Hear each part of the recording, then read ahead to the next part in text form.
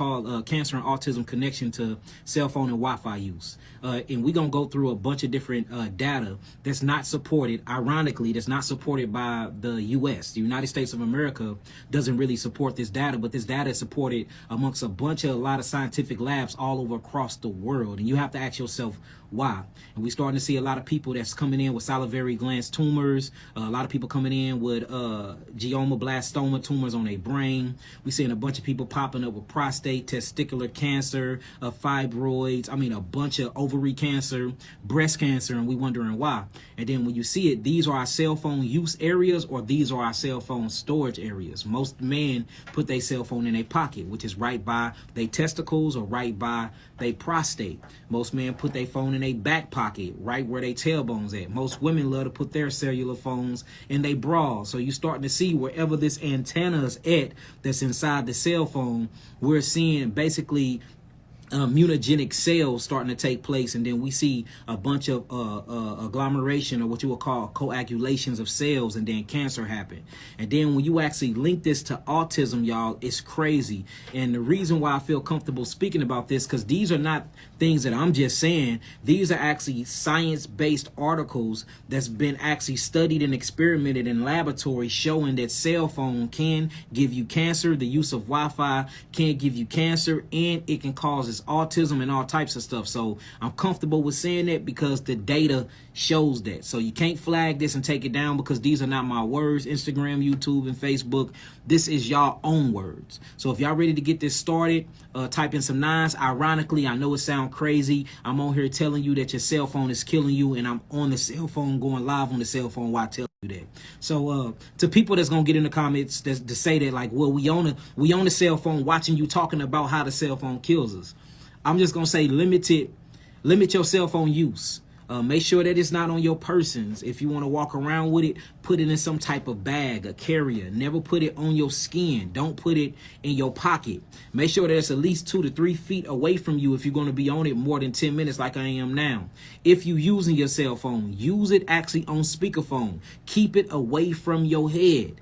Limit your use of these things. If you're not using it, if you're not worried about family calling you, or you're not worried about any type of emergencies, put it on the actual airplane mode. When it goes on the airplane mode, it's hard for the actual antenna to go through its high frequency light post and try to connect to a cell tower. Because when it's trying to connect to the cell tower, that's what actually causes the electrical magnetic frequency and these waves to actually permeate from the phone to try to bing off the tower before it can find a signal. This is where the hot zone is at. Is when it's trying to catch a signal, and it's literally using your body as a microwave, like you in a microwave, like you heating up a piece of chicken wing, and then it's heating the molecules of your cells from the inside out.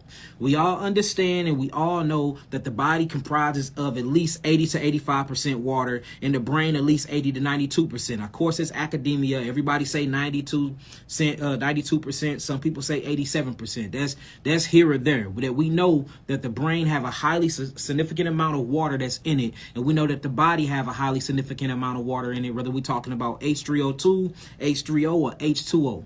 What we do know is when you pass electrical magnetic radio frequencies, whether we're talking about micro frequencies, radio frequencies, ultraviolet radiant frequency, infrared or near infrared, it's going to speed up the actual molecules. And when you speed up these molecules, they become dipole antennas. And when they become dipole antennas, what they do is they rub against each other very hard and create friction. This friction then create heat. If you heat up a cell, the same way if acids is sitting on a cell, what's going to happen is going to burn the integrity of the cells. It's going to start burning the organelles of the cells, and it's going to stop the cells from going through something called cellular atrophy. When you stop the cells from going through cellular atrophy, it's hard for the cells to get rid of their toxemia and their waste. This becomes mutagenic, y'all. It's going to cause a mutagen, and it's going to make the cells mutate. When the cells mutate, they're going to adapt, and when they adapt, they usually coagulate themselves together in survival mode, and this coagulation is what they call tumors, and most of the time, these tumors are cancerous, meaning that the cells is not only lacking oxygen, but there's some type of parasitic that's inside the cell.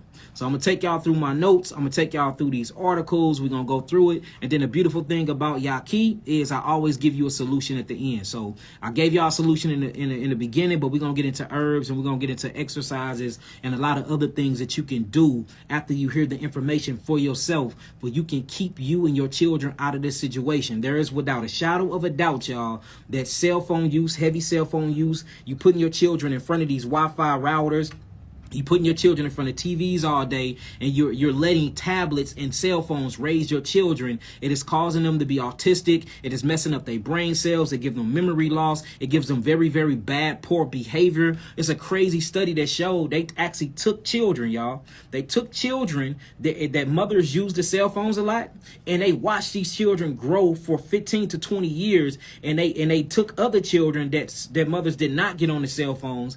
The pregnancy that was prone to the cell phone, when the mother was pregnant and she was always on the phone, her children grew up in school having very, very bad behavior issues because they couldn't pay attention in literacy. They couldn't pay attention in class, and they didn't know how to interact with their environment because the radiation actually fried their brain cells and messed with their melanin neurotransmitters. But the same other group that the woman was pregnant and she didn't use the phone, they children grew up behaviorally just fine. Their behavior was fine. They knew how to interact with their environment. They made good grades. So it's even showing you that if you are a pregnant woman and you using the phone, you are still affecting the baby because the baby is growing brain cells. These brain cells are not mature and it's still in this elastic state full of water. So if you shooting these radioactive wave frequencies through there, it is changing your electrical magnetic frequency of your body. And this is causing an interception of information. So the information is getting distorted. Not only is the information becoming distorted, but the brain cells is becoming distorted as well as the body tissue.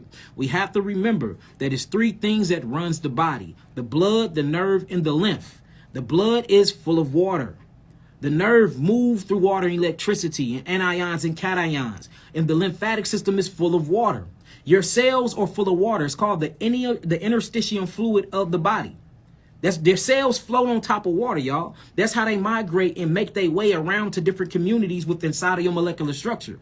So if you are putting your tissues, just like you put a piece of chicken inside the microwave and turn it on 2 minutes, what is that heating process going on? It's the same thing that's going on when you have your cell phone on your thigh, when you got your cell phone on your breast, when you got your cell phone on your head, you got your cell phone in your pocket.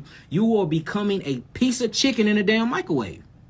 And that's what's happening to our cells. So if y'all ready to get this started, y'all ready to go through all of these notes, go through all of these beautiful articles, and just reading through these articles, y'all,